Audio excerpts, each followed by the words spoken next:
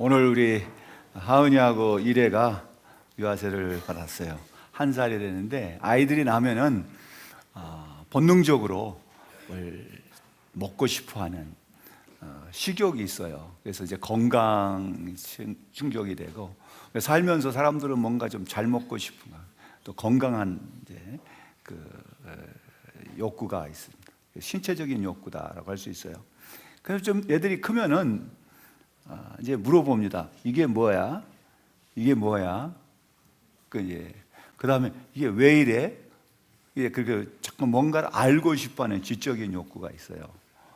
그런 다음에는 조금 더 크면은 사람들은 이제 누군가하고 감정이 서로 통하는, 사랑하고 싶어하는 그런 감정적인 정서적인 욕구가 또 있어요. 그게 또 좀 더 크면은 아이들 이제 바깥에 나가가지고서 친구들 사귀고 또 사회적으로 자기의 어떤 존재 의식을 이제 나타나고 싶어하는 사회적인 욕구가 있습니다. 그거보다도 더 중요한 거는 사람들은 영원을 사모하는 그 영적인 욕구가 있어요. 근데 이렇게 다 충족이 안 되면은 그 사람은 항상 마음속에 뭔가 채워지지 않는 좀 불만이라고 그럴까? 또 불행이라고 그럴까? 자기 행복도를 이제 측정을 할 때 당신이 행복합니까? 할 때는 이제 내가 건강한다든가 아니면은 내가 뭘 많이 이제 배웠다든가 또 내가 사랑을 받고 있다든가 또 내가 사회적인 지위나 명예를 얻어서 성공했다든가 또 신앙적으로도 영적으로 충만할 때 우리는 그런 상태를 가리켜서 행복이라고 말할 수가 있습니다. 그리고 우리가 사회적으로 사람들 만날 때는 뭔가 기대가 있어요. 학교에 갈 때도 뭔가 배우려고 하는 기대가 있고 그 학교에 가서 뭔가 내가 뭘 배웠다, 새로운 걸 많이 배웠다 그러죠. 이제 누구를 만날 때도 그 사람에게서 내가 기대하는 게 있어요. 그래서 기대가 충족이 되냐 하면은 어떤 때는 기대가 충족되지 못하는 때도 있어요. 어떤 사람은 만나면은 만날수록 좋은 사람이 있어. 만나면은 자꾸만 만나보고 싶은 사람. 제가 초등학교 시절에 앞산에 있는 이제 칡을 캐려고 다닌 적이 있어요. 그래서 칡을 캐기까지는 상당히 힘이 들지만은 그 칡을 캐가지고서 그걸 씹으면은 참 그것도 처음에는 맛이 없지만 그래도 씹을수록 무슨 맛이 나오잖아요. 근데 어떤 사람은 막 그런 사람도 있어. 처음에는 별로 잘 몰랐는데 사귈수록 그 사람의 어떤 진가가 나오기도 해요. 그런가 하면 어떤 사람은 그러다가 단맛이 다 빠지고 말맛이 빼면 이제 버려야 되는 사람도 있잖아요. 그래서 어떤 사람 나에게 힘든 사람도 있고 뭐 참 우리가 다양한 인생살이에서 이런 것을 만납니다. 근데 여러분들의 삶 속에서 내가 기대한 만큼 뭐가 채워졌다든가 아니면은 지금 현재 내 삶은 뒤돌아보니까 내가 기대했던 것이 참 반도 채워지지 못한 것 같다. 왜 그랬을까? 그게 누구 때문일까? 한번 생각해 볼 수가 있어요. 그래서 오늘 저는 우리가 이제 교회에 나오고 지금까지 쭉 이제 뭐 몇십 년씩 또 어떤 사람들은 우리 오늘 유아 세례를 받은 하은이나 이래처럼 어렸을 때부터 엄마 이제 뱃속에서부터 교회를 나온 사람도 있어요. 그러다 우리가 예수를 믿는다고 했을 때 그 예수를 나는 누구라고 생각하고 다른 사람들에게 소개할 때 내가 알고 있는 예수를 어떤 예수로 내가 소개할 수 있겠는가? 여러분, 내가 예수를 믿는다, 내가 누구를 믿는다 할 때는 그 사람한테 기대하는 게 있거든요. 여러분들이 오늘 또 교회에 나오실 때는 기대하는 것이 있어요. 뭔가 채워지고 싶어하는 영적인 그 충족을 채우고 싶어하는 거예요. 근데 그게 채워지지 못하면은 오늘 별로였어. 근데 여러분들이 기대했던 어떤 부분이 채워지면은 오늘은 참 좋았어. 오늘은 참 은혜스러웠어. 그럴 수 있어요. 저도 이제 그 메시지 설교를 하면서도 또 그런 걸 많이 느낍니다. 또 열심히 준비했는데 설교 전에 혹은 교회에 오다가 마음이 어떤 양 뒤죽박죽 되는 때가 있어요. 괜한 것 가지고 좀 이게 좀 이제 그 머릿속이 좀 혼란스러울 때가 있어요. 그러면 설교 준비했던 것이 이게 막 흐트러져 버려요. 그러면 전하고 나서는 오늘 참 힘들었다. 그러니까 오늘 내가 뭘 했는지 잘 모르겠다 할 정도로 그럴 때도 있어요. 근데 들은 사람들은 어떠겠어요? 그래도 어떤 사람들은 그래도 그런 설교를 듣고도 목사님 참 은혜스러웠어요. 그러면은 참 마음이 편해져. 그런데 어떤 분들은 목사님 그게 설교라고 해요? 그러면 그 말은 제 심정에 마치 그냥 못처럼 가서 딱 박히는 거예요. 그러면 그분을 볼 때는 저분은 나한테 못을 박았지. 그건 뭐 다 마찬가지일 겁니다. 그래서 말 한마디에 사람은 상처를 받을 수 있어요. 말 한마디에 어떤 사람은 그 말 때문에 아주 비극적인 일도 벌어질 수가 있다는 얘기예요. 그러니까 뭔가 기대가 있으니까, 뭔가 누구한테 기대. 여러분 누구를 미워한다 하면요, 그 말은 그 사람을 사랑하고 싶었는데 그 사람이 나를 사랑해 주지 않는 그 때문에, 내가 기대했던 사랑만큼 그 사람이 나한테 오지 않기 때문에 그 사람을 미워하게 된다. 그래서 미움을 좀 뒤집어서 생각하면은 그 사람이 나를 사랑한다는 거예요. 그래서 누가 나를 미워한다는 생각이 들면은 한번 이렇게 생각해 보세요. 그 사람은 나를 그만큼 사랑한 거다. 오늘 여러분들이 교회 나와서 뭘 기대하는지, 여러분이 예수님을 어떤 예수를 믿고 있느냐 하는 거예요. 내가 믿는 예수는 누구냐 하는 거죠. 여러분들 쉽게 한번 얘기해 봅시다. 여러분들이 새순교회를 소개할 때 어떻게 소개하겠는가? 여러분들이 차종률 목사를 누구한테 소개할 때 어떤 부분을 가지고 소개를 하겠어요? 저는 이렇게 한번 생각해 봤어요. 그 차종률 목사는 외모도 좋고 성격도 좋고 아주 친절하고 자상하고 또 지적이면서도 겸손하고 아주 다른 사람을 막 내 몸처럼 또 사랑하고 아주 화난 얘기를 아무리 해도 그냥 다 받아주고 좀처럼 성질도 내지 않고 아주 훈남이야. 마음씨 참 좋아. 여러분 이렇게 제가 혼자 생각한다면 오해겠죠. 나름대로 이제 기대. 그렇다면은 부부간에도요 서로 기대하는 게 있어요. 아내는 나를 이렇게 생각하겠지, 남편은 나를 이렇게 생각하겠지. 그런데 그 기대가 채워지지 아니하면은 실망하고 그 마음 속에 상처가 남게 되는 거예요. 근데 우리가 예수를 믿는다고 했을 때는 예수에 대한 기대가 있다고. 내가 믿는 그 예수는 이런 예수면 좋겠다 하는 나름대로의 한번 모습을 딱 만들어 놨단 말이에요. 그럼 여러분들이 그려놓은 예수하고 오늘 이사야가 말하는 예수하고는 얼마나 그 차이가 있는가 한번 생각해 보자고요. 지금까지 내가 믿고 있는 예수는 어떤 예수였나? 누구한테 소개할 때 어떤 예수라고 소개하겠는가 하는 거예요. 오늘 이 말씀은 이사야가 쓴 이제 글인데요. 이사야는 예수님이 이 땅에 오시기 전에 한 700여 년 전에 활동을 하셨던 선지자입니다. 선지자는 하나님의 말씀을 들어서 그거를 백성들에게 전하는 그런 임무를 가지고 있었어요. 그런데 그 당시에는 이 하나님의 백성이라고 하는 이스라엘 사람들이 하나님의 말씀대로 살질 않아요. 그래서 심판을 경고합니다. 이제 그렇게 되면은 이제 심판을 당하게 되고 포로로 잡혀간다. 그러니까 잘 믿어야 된다. 하나님께 돌아와야 된다. 이제 그런 얘기고, 하나님 앞에 이제 회개해야 된다는 얘기고, 너희들이 잡혀가더라도 이제 예레미야 같은 경우는 70년 후에는 다시 돌아오게 될 거다. 이제 그런 얘기를 합니다. 근데 이 선지자들이 그렇게 막 열심히 전했지만은 오늘 1절에 있는 말씀을 보니까 그들이 그 말씀을 듣지 않았다는 얘기예요.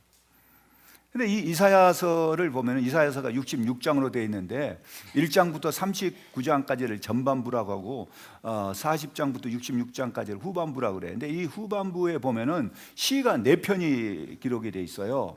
42편에 있고 49편에 있고 50장과 52장부터 53장까지의 4편의 시가 이렇게 기록이 되어 있는데 그 시의 주제는 소위 여호와의 종 이라는 주의 종이라고 하는 그 오실 메시아에 대한 이야기예요. 근데 그 메시아가 어떻게 오셨고 또 이 땅에 오셔서 얼마나 그 고난을 당하시게 된가, 그 다음에 그 메시아가 어떻게 승리하게 될까를 그 과정을 쫙 그 시처럼 이렇게 기록해 놓은 것이 이 4편이 나오는데, 오늘은 이제 그 4번째 시 중에 실제로는 52장 13절부터 53장까지 내용이에요. 그래서 여러분 52장 13절을 그 위에를 보시면 제목이 고난받는 종이라고 되어 있습니다. 그래서 저는 이제 오늘부터 이제 이 고난받는 종에 대한 내용을 가지고 말씀을 전하려고 그래요. 그래서 이 고난받는 종의 모습, 그 고난의 의미, 또 고난받는 종의 자세, 그 다음에 고난의 결과가 무엇인지를 이 53장을 중심으로 해서 앞으로 말씀을 전할 겁니다. 여러분, 내가 믿는 예수를 이사야는 뭐라고 표현을 하고 있느냐는 거예요. 그래서 1절을 한번 같이 읽어보겠습니다. 우리가 전한 것을 누가 믿었느냐?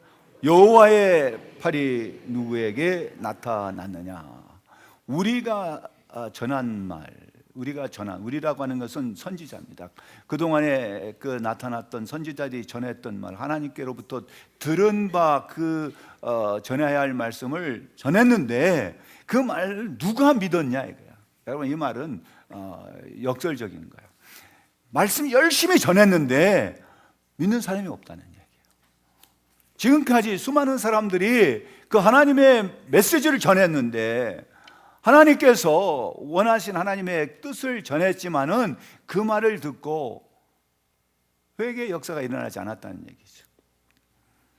근데 이 이사야는 뭐라고 표현하냐면은, 이제 여기서 그 메시아는 고난받는 종의 모습으로서 뭐냐면 백성들이 불신한 그 여호와의 종의 모습으로.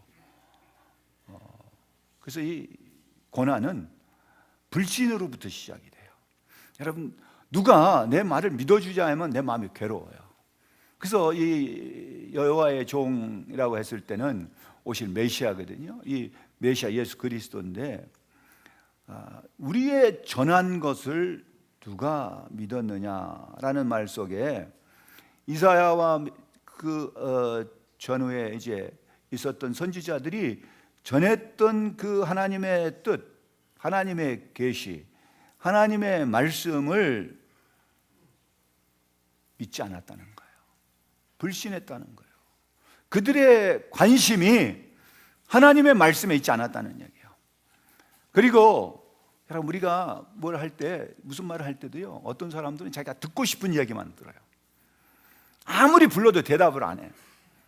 그런데 자기가 관심이 있는 데는 착 이렇게 어떤 관심을 보여요. 자기가 좋아하는 걸 말할 때는,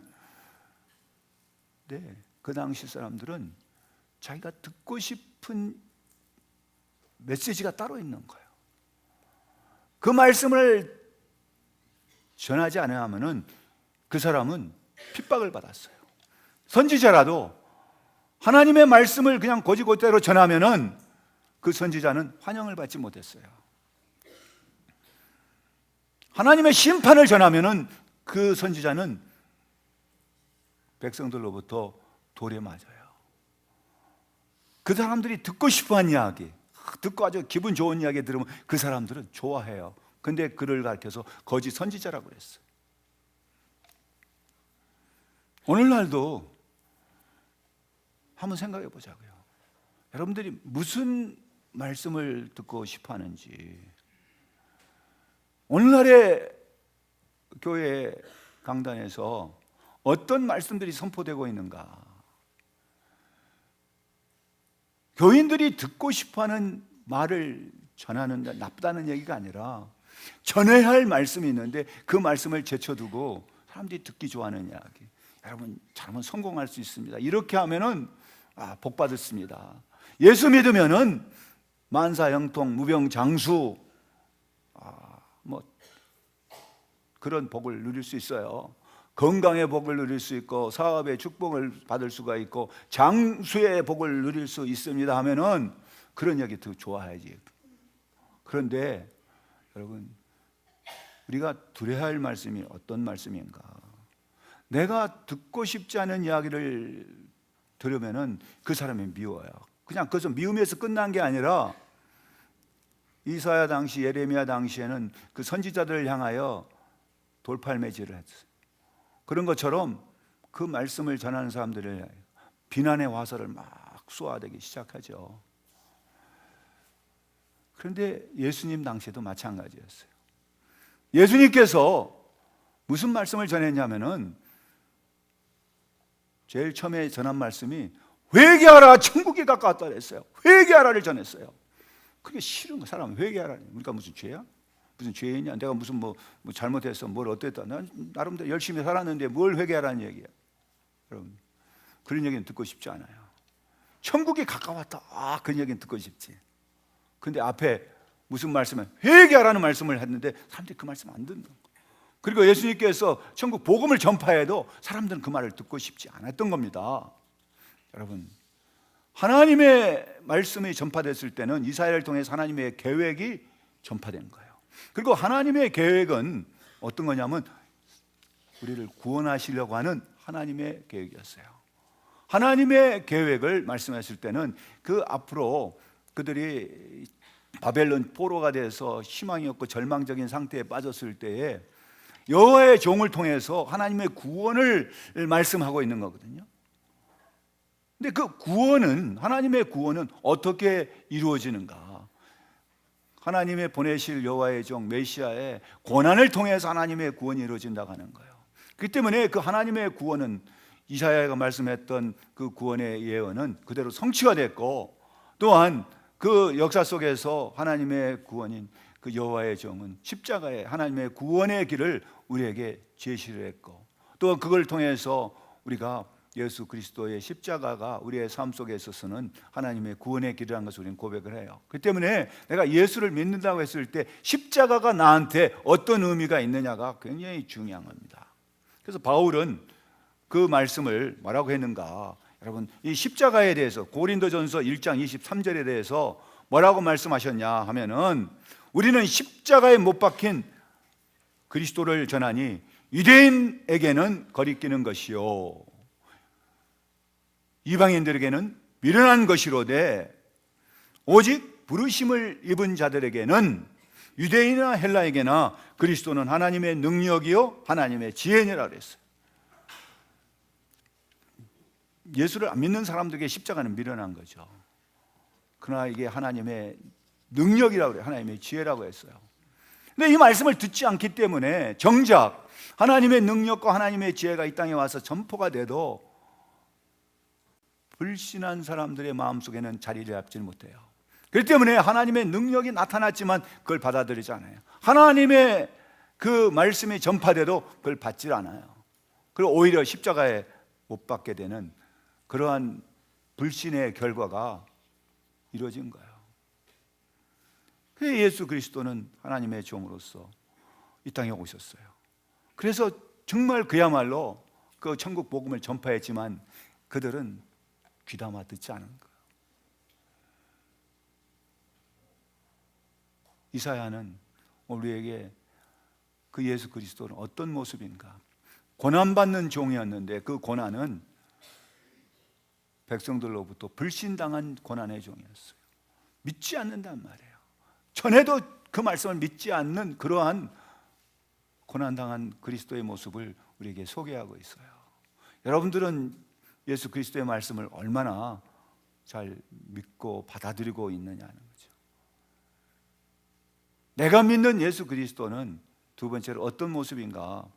한번 여러분들이 기대하고 이사야가 전하고 있는 말씀 비교해 보세요. 2절입니다. 2절에 있는 말씀 보면은 그는 주 앞에서 자라나기를 연한 순 같고 마른 땅에서 나온 뿌리 같았어. 고운 모양도 없고 풍채도 없은즉 우리가 보기에 흠모할 만한 아름다운 것이 없도다. 그는, 여기서 말하는 것은 오실 메시아입니다. 예수 그리스도를 말하는데 여기서 뭐라고 말씀합니까? 그는 주 앞에서 자라나기를 연한 순 같고, 아주 연한 순은 약하게 그저 없죠. 또 마른 땅에서 나온 뿌리라고 표현했는데 여기 각주에 보면 줄기라고 또 번역을 했어요. 여러분, 마른 땅에서 나오는 식물을 보신 적이 있어요? 메마른 땅에서, 광야에서 나오는 그 풀이나 나무를 보면요, 정말 볼품 없어요. 그리고 이게 막 비틀어지고 지멋대로요. 왜냐하면은 이게 마르다는 것은 물이 없다는 얘기 아니에요. 그러니까 이 어쩌다가 이제 비가 한 번씩 나오면은, 비가 내리면은 그 물을 찾아서 이 식물들이 그 뿌리를 막 뻗쳐가는 그 모양들이 막 비틀어져요. 이렇게 엄청나게 그 모습들을 보면요, 볼품이 하나도 없어요. 1000년, 2000년, 3000년 된 그 나무들을 보면은 막 웅장하고 크고 아름답지 않아요. 막 비뚤어져 있는 모습들이. 그야말로 이게 고운 모양이 하나도 없어요. 자, 뭐 어떤 풍채도 없는 거예요. 예수 그리스도 뭐라고 표현합니까? 고운 모양도 없어요. 풍채도 없어요. 우리가 흠모할 만한 아름다운 것이 없다는 거예요. 여러분, 우리가 누구를 만날 때 그 사람이 좀 기왕이면 다홍치마라고 좀 멋있어야 되고, 또 뭔가 풍채도 좀 있고, 좀 뭔가 좀 그래도 사회적으로나 모든 면에서 좀 갖춰졌기를 바라잖아요. 근데 우리가 믿는 예수 그리스도는 어떤 모습인가? 흠모할 만한 것이 없는 거예요. 이런 모습을 다른 말로 하면 가까이 하고 싶지 않다는 얘기예요. 여러분, 예수님은 나실 때부터 베들레헴 구유에서 나셨어요. 그리고 출생한 후에는 당시 사람들에게 천대받았던 지역으로 갔어요. 갈릴리에서도 또 나사렛. 그 나사렛이라는 그곳은 나다나엘이라고 하는 제자를 불렀을 때 나다나엘이 그랬잖아요. 나사렛에서 무슨 선한 것이 나올 수 있느냐? 나사렛이라는 동네에서는 선한 것이 나오지 못한다. 나사렛에서 나온 예수 무슨 선한 사람이겠냐 이 말이에요. 그만큼 천대받았어요. 사람들에게 멸시를 당했어요. 그뿐 아니라 그의 아버지는 또 목수야. 그렇기 때문에 그 예수 모습 속에 정말 그야말로 흠모할 만한 것이 없다는 얘기예요. 예수님께서는 세례 요한을 따라갔던 사람들을 향해서 이런 말씀했어요. 마태복음 11장 7절부터 9절에 있는 내용의 말씀을 한번 같이 읽어보겠습니다. 그들이 떠나매 예수께서 무리에게 요한에 대하여 말씀하시되 너희가 무엇을 보려고 광야에 나갔더냐? 바람에 흔들리는 갈대냐? 그러면 너희가 무엇을 보려고 나갔더냐? 부드러운 옷 입은 사람이냐? 부드러운 옷을 입은 사람들은 왕궁에 있느니라. 그러면 너희가 어찌하여 나갔더냐? 선지자를 보기 위함이었더냐? 옳다. 내가 너희에게 이르노니 선지자보다 더 나은 자. 세례 요한 나와서 광야에서 외치는 소리가 있어 이르되 회개하라 천국이 가까웠느니라 하면서 막 말씀을 전했어요. 그때 사람들이 막 나갔어. 세례 요한은 광야로 나가도 광야로. 그러니까 그 사람들 향해서 왜 너희들 광야로 나가냐? 광야로 나간 이유가 뭐냐? 광야로 나가서 고운 옷 입은 사람을 보려고 광야로 나갔냐? 너희 광야로 나간 게 뭐 때문에 나갔냐? 선지자의 말을 들으려고 나간 거냐? 옳다. 진짜 그 요한은 선지자보다 더 나은 사람이다 말이에요. 여러분, 오늘 무엇을 위해서 이곳에 오셨어요? 내가 무엇을 위해서 예수를 믿는다고 얘기하는가? 내가 믿는 그 예수는 어떤 예수, 그가 나에게 무엇을 해주리라고 기대하고 예수를 믿느냐? 근데 그 예수는 여기에 뭐라고 얘기합니까? 우리의 보기에 흠모할 만한 아무것도 없는, 여러분, 내가 그 사람을 좀 가까이 하고 싶어 할 만한 요인이 없다는 얘기예요. 그럴 만한 어떤 이유가 없어요. 가까이 가서 나한테 얻어줄 수 있는 게 없는 거예요.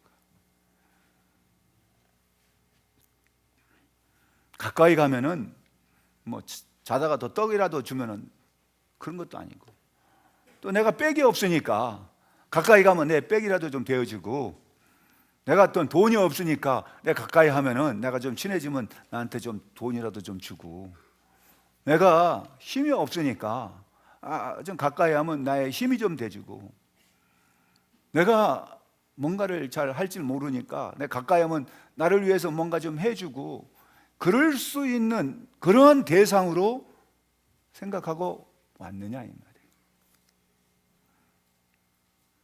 예수께서, 내가 믿는 예수께서 나한테 무엇을 해주기를 기대하면서 왔느냐 이거예요. 여러분이 기대한 만큼 주님이 여러분들의 그 기대를 채워주셨어요? 지금까지? 한번 생각해 보세요. 좀 한번 자기 모습을 한번 생각해 보세요. 정말 내가 믿고 기대하고 따라왔던 그 예수님, 어떤 예수인가? 당시 예수님 당시의 사람들도 같은 기대예요. 그런데 그 예수님은 그들이 기대했던 이야기를 안 하는 거예요. 그들이 기대하고 그들이 원했던 얘기를 안 해주는 거예요. 실망한 거죠. 제자들조차도 이스라엘을 회복할 때가 이때입니까? 관심이 어디 있어요? 그들의 기대가 어디에 있냐? 예수님이 이 나라를 회복하면은 야고보, 요한, 어머니 하나는 오른쪽에 하나는 왼쪽에 앉게 해주, 그들의 기대가 있잖아요. 그러니까 그 말 듣고 제자들이 서로 막 다투었어요. 그럼 우리 뭐냐 말이야. 그들이 기대하는 게 있잖아요. 예수님의 제자들마저도 그 모양이었어요. 그렇다면 우리가 지금까지 믿고 따라온 예수, 무엇을 기대하면서 여기까지 왔느냐? 내가 기대한 예수님 나한테 무엇을 해주기를 원하느냐? 세 번째로 이사야는 그 메시아를 우리에게 이렇게 소개합니다. 3절에 한번 읽어보게요. 그는 멸시를 받아 사람들에게 버림을 받았으며 간고를 많이 겪었으며 질고를 아는 자라. 마치 사람들이 그에게서 얼굴을 가리는 같이 멸시를 당하였거든 우리도 그를 귀히 여기지 아니하였도다. 그는 어땠다고요? 멸시를 받았어요. 멸시. 여러분, 멸시라고 하는 것은요, 이 사람들이 그 누구한테 멸시를 당하면은 정말 마음에 상처를 받아요. 그 사람이 아무리 사회적인 지위도 없고 가난하고 뭐 그야말로 정말 속된 말로 거지라 할지라도 그 자기 자존심을 상하면은요 그냥 화를 내요. 뭐 이런 얘기 하면은 이제 어떨려는지 참 한번 생각해 보세요. 우리 교회에 지금도 이제 많은 사람들이 방문을 하는데, 그때는 우리가 이제 돈을 얼마씩 줬어요. 그러다가 이제 돈을 안 주고 있으면 이제 우유하고 빵을 주는데, 그때 돈을 얼마씩을 줬는데 어떤 사람이 그걸 받더니 그걸 잡아 던지면서 내가 거지인 줄 알아? 그러니까 본인은 자기가 거지가 아니라는 거지. 자기는 교회에서 그 당연히 받아야 되는데 자기가 기대했던 것보다 적게 주니까 자기를 거지 취급했다면서 성질을 내고 발로 빵 차가지고서 전에 저쪽에 있던 우리 교육관 쪽에 있는 문을 발로 차가지고 유리가 깨져버렸어요. 하여간 뭐 그런 일이 있었다니까요. 그러니까 뭐냐, 사람들이 멸시를 당한다고 하면은 이게 그 마음속에 분노가 쏟아나게 돼 있어요. 그 누구를 뭐 할 때, 무슨 얘기할 때 멸시하는 이야기는 하면 안 돼. 그 사람이 어떻게 반응하려는지 알 수가 없어요. 될 수 있는 대로 말 한마디라도요 좀 격려하고 그 사람의 마음을 좀 편안하게 하는 말이 있어야 돼요. 내 신분이 목사예요. 그런데 나를 부를 때 목사라고 안 부르고 선생님이라고 부른다든가 그럴 수 있어요. 학교 가서 교수하면 선생님이라고 부를 수 있어요. 그런데 내가 누군지를 잘 아는 사람이 저를 보고 다른 이야기를 해요. 예를 들어서 무슨 다른 직업적인 얘기를 해요. 그러면은 나를 무시하는 거예요. 그거는 내가 목사라고 하는 내 원래 본분이 있는데 그거를 내가 목사님 얘기를 듣고 싶어가 아니라 그걸 인정하지 않는다는 얘기죠. 은연중에 나오는 얘기가 나를 무시하는 듯하는 얘기하면 그 말 굉장히 내 마음에 상처가 되는 거예요. 자기가 그런 말을 했으면 자기도 그냥 은연중에 나올 수 있어요. 그런데 여기 멸시를 당하는 건 무시하는 것보다 더 밑에요. 무시하는 것보다 멸시라고 하는 것은 의도적인 게 깔려 있는 거예요. 그래서 예수님은 당시 사람들이 막 멸시했다, 멸시를 당했다. 여러분, 예수님 누굽니까? 하나님의 아들이에요. 근데 사람들은 멸시해요. 근데 그뿐만 아니에요. 그 보니까 뭐라 하죠? 버림을 받았어요. 여러분, 버림받은다. 가장 불쌍한 사람이 누구냐 할 때 버림받은 사람이라고 그래요. 여러분, 사람이 버림받으니까 내가 누군가로부터 버림받았다, 사회로부터 버림받았다니까 그 때문에 버림받았다고 하는 그 상처 때문에 극단적인 선택을 하게 되는 거예요. 내가 더 이상 필요치 않다. 이 사회에는 다른 사람들에게 나는 아무런 살 존재 가치가 없다. 그냥 버려버렸으니까. 그러니까 스스로 목숨을 버려버리는 거예요. 여러분, 예수님은 버림받았어요. 뿐만 아니라 뭐라 했어요? 간고를 많이 겪었습니다. 간고라고 하는 것은 슬픔이라는 얘기예요. 슬픔을 많이 당한 거예요. 여러분, 우리 마음을 슬프게 하는 일이 얼마나 많습니까? 세상 살면서 기쁜 일보다 우리나라 사람들은 슬픔이 많아요. 그래서 우리나라는 큰 한이 있는 나라, 대한민국. 한. 그래서 노래에도 뭐 하다 보면은 한마는 미아리 고개, 한이 많아. 그러다 보니까 뭐냐, 한이라는 건 슬픔이거든요. 근데 그게 쌓여가지고 뭐가 되냐면요, 미움이 생겨고 원한이야, 맺혀요. 여러분, 근데 그러한 것 예수님이 다 아신다. 왜? 예수님은 슬픔을 당하셨기 때문에, 버림을 당하셨기 때문에, 예수님 멸시를 당했기 때문에 그야말로 예수님은 그걸 다 당하셨단 말이에요. 그리고 질고를 아는 자라 그랬어요. 질고랑은 병이에요. 우리가 아프면은 다른 거 다 귀찮잖아요. 몸이 좀 아파 보세요. 그냥 머리에 열만 조금 나고 뭐 어디 조그마한 것이 아프면은 다 귀찮아요. 그냥 이것만 좀 해결됐으면, 몸 아픈 것만 좀 나아졌으면. 근데 예수님이 뭐라고 했냐면 여기에 질고를 아는 자라. 예수님 질고를 알아요. 그 때문에 여러분, 이 예수 그리스도는 내가 아플 걸 아는 얘기예요. 나의 슬픔을 알고, 나의 괴로움을 알고, 내가 버림받은 것도 알고, 내가 멸시당하는 것도 안다. 왜냐하면 예수님이 그걸 당하셨기 때문에. 근데 그런 사람은 어떤 사람이냐? 여기 보면 그 다음에, 자 보시면은 마치 사람들이 그에게서 얼굴을 가리는 같이 멸시를 당하였다 그랬어요. 근데 이거는 얼굴을 가린다는 이야기는요, 이거는 뭐냐면 저주에 가까운 거예요. 민수기서 6장 22절부터 이렇게 보면은 여호와께서 모세에게 말씀하여 이르기를 뭐라 했냐? 아론과 그의 아들들에게 말하여 이르기를 너희는 이스라엘 자손을 위하여 이렇게 축복하여 이르되 여호와는 내게 복을 주시고 너를 지키시기 원하면 여호와는 그의 얼굴을 내게로 비추사 은혜 베푸시기를 원하며 여호와는 그의 얼굴을 내게로 향하여 두사 평강 주시기를 원하노라 하라 그랬어요. 여호와는 너희에게 얼굴을 향하여 두사 은혜를 베푸시고 평강 주시고, 얼굴을 향하여 든다는 얘기는 그를 사랑한다는 얘기예요. 여러분, 얼굴을 가린다는 이야기는요, 그 사람 보기 싫다는 얘기거든요. 그리고 말하는데 이렇게 오는데 딱 보더니 여러분 옆에 있는 사람 한번 쳐다보세요. 옆에 사람 쳐다보세요. 얼굴을 한번 쳐다보는데 얼굴을 눈이 마주치면 고개를 한번 딱 돌려보시라고.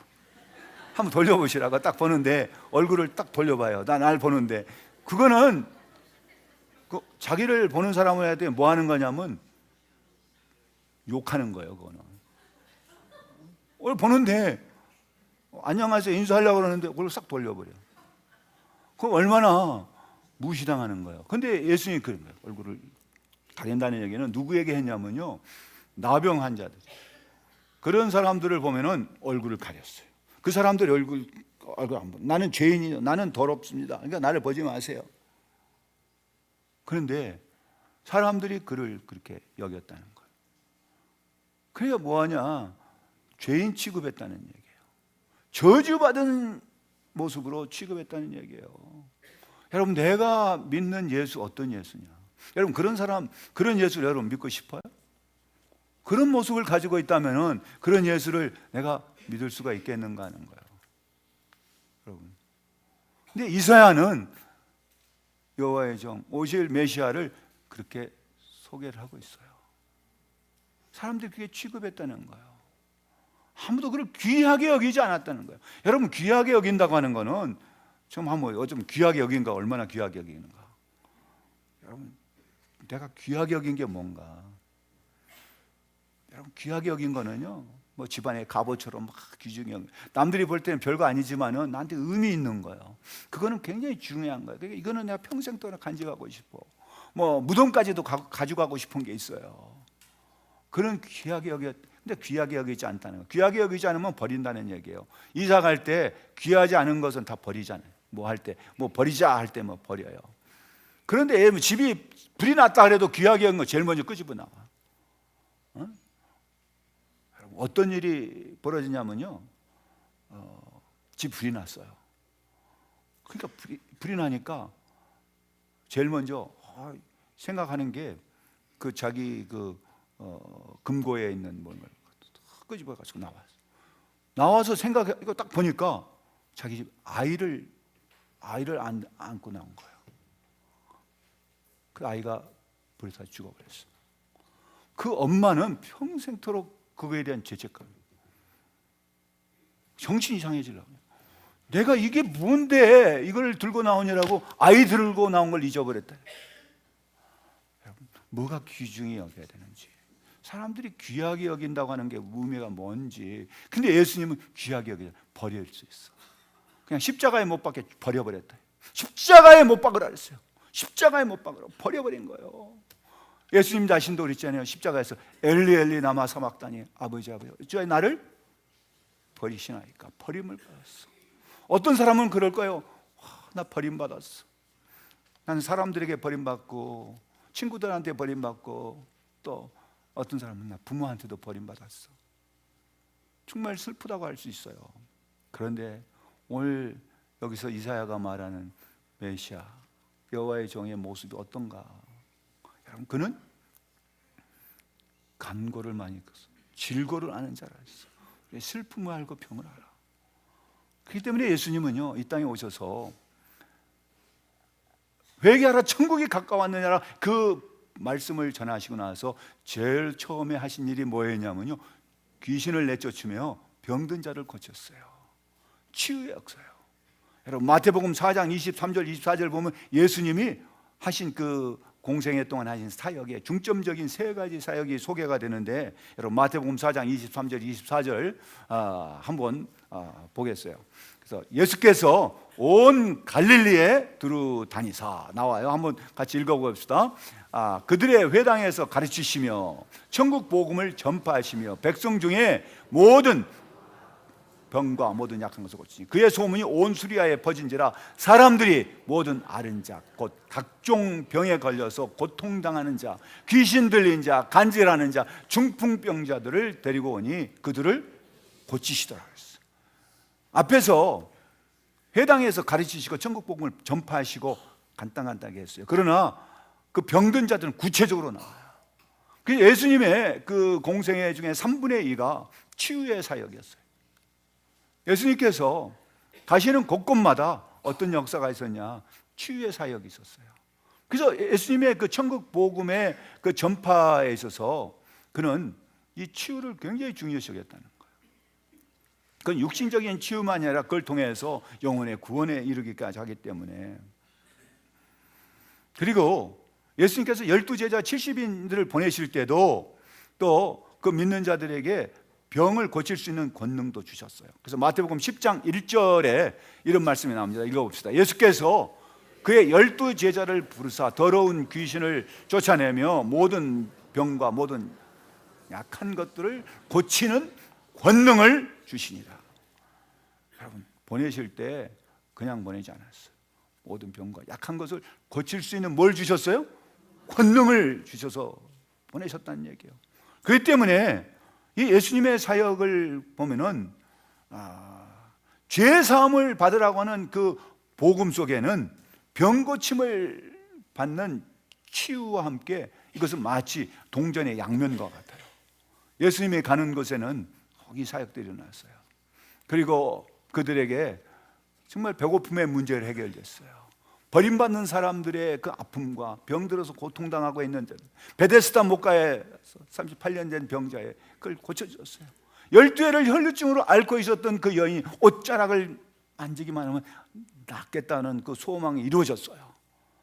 그야말로 예수님이 가는 곳곳마다 어떤 역사가 있냐? 새로운 삶의 변화의 역사가 있었어요.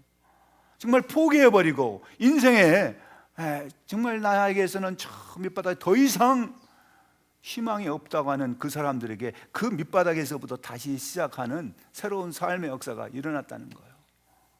여러분, 그렇기 때문에 저는 앞서서 말한 그 어떠한 메시아의 모습보다도 오늘 이 세 번째 3절에 나오는 그 말씀, 그는 질고를 아는 자라. 간고를 많이 겪었으며, 여러분, 정말 누가 내 속을 알아주랴, 내 슬픔을 누가 알아줄까? 여러분, 누구에게도 말 못하는 그런 아픔과 고통이 있고, 또 누구에게도 위로받을 수 없는 그런 상한 심령으로 이 시간 나왔다면은, 여러분, 정말 흠모할 만한 아름다운 모습이 없는 예수를 만나셔야 합니다. 여러분들이 교회 나올 때 마치 신데렐라가 왕궁에 가서 왕자를 만나는 그러한 그 꿈을 가지고 갔다. 그런데 시간이 되면은 이제 떠나야 되잖아요. 신데렐라의 꿈을 가지고 이 시간에 나왔다면요, 그런 예수를 만나려면은 왕궁으로 가야 돼요. 그 예수는 왕궁에 있는 왕자가 아닙니다. 그 예수는 우리가 흠모할 만한 아름다운 모양이 없어요. 사람들이 그를 버렸어요. 사람들이 그를 귀히 여기지 않아요. 그렇기 때문에 사람들이 나를 귀히 여기지 않을 때 그게 어떤 의미인지 그 주님은 그 자리에 계신다. 내가 아파서 신음하고 고통스러울 때 주님은 그 자리에 나를 찾아오시는 주님이에요. 내 마음이 찢어지고 아파서 어찌할지 모를 때 주님은 그 자리에 찾아오셔서 내가 너의 아픔을 아노라, 내가 너의 상처를 아노라, 내가 너의 그 고통을 아노라 하고 찾아오신 그 주님, 내가 믿는 예수는 바로 그 예수입니다. 나는 그 예수를 사랑합니다. 왜냐하면 그 예수는 왕자가 아니기 때문에, 그 예수는 부자가 아니기 때문에, 그 예수는 큰 정치적인 세력을 갖고 있는 그런 왕이 아니기 때문에 너무나도 쉽게 내가 다가갈 수 있잖아요. 다른 사람이 버리고 다른 사람이 귀히 여기지 않는 그 사람은 내가 가까이 갈 수 있잖아요. 왕이라고 한다면은, 왕궁에 있다면 내가 어떻게 감히 가까이 갈 수 있겠어요? 그 사람이 지체 높은 사람이라면 내가 어떻게 나 같은 사람이 가까이 가긴 하겠어요? 근데 그 예수는 가장 낮고 천한 곳에서 나를 기다리고 있다. 여러분, 우리 새순교회가 바로 그러한 만남이 이루어지는 교회가 되기를 간절히 소망합니다. 이것은 왕궁이 아니에요. 이것은 가장 낮고 천한 것이고, 그곳에서 버림받은 예수를 만날 수 있는 희망이 시작되는 것이에요. 수고하고 무거운 짐진 자들아 다 내게로 오라, 내가 너희를 쉬게 하리라. 여러분, 이 시간 주님 앞에 우리의 모든 무거운 짐 내려놓읍시다. 여러분이 갖고 있는 그 모든 고통과 아픔을 다 내려놓고 사람들이 귀히 여기지 않는 그 예수를 만남으로 여러분의 삶의 새로운 시작이 이루어지기를 간절히 소망합니다. 그럼 한번 같이 기도하겠어요. 여러분, 한번 이 시간에 정말 내가 믿고 따라왔던 그 예수는 어떤 예수인가 한번 생각해 보자고요. 그 예수가 내가 얼마나 정말 찾고 있었던 예수인가, 내가 기대했던 바 그 예수인가 한번 생각해 보자고요. 내가 아프고 힘들 때, 내가 지금 병들어서 그 어떤 것으로도 치유받지 못할 때, 누가 내 마음을 위로하지 못할 때, 주님은 간고를 많이 겪었고 질고를 아시기 때문에, 사람들이 귀히 여기지 않기 때문에 나의 아픔도 알고 고통을 아신 주님, 그 주님 앞에 여러분 그 모든 무거운 짐을 내려놓고 치유받는 역사가 시작되기를 간절히 소망됩니다. 주님, 이 시간에 주님을 만나러 온 사랑하는 우리 성도들, 저들의 아픔을 치유하여 주시고 저들의 상한 심령을 주께서 새롭게 하여 주시옵소서. 예수님의 이름으로 기도합니다. 아멘.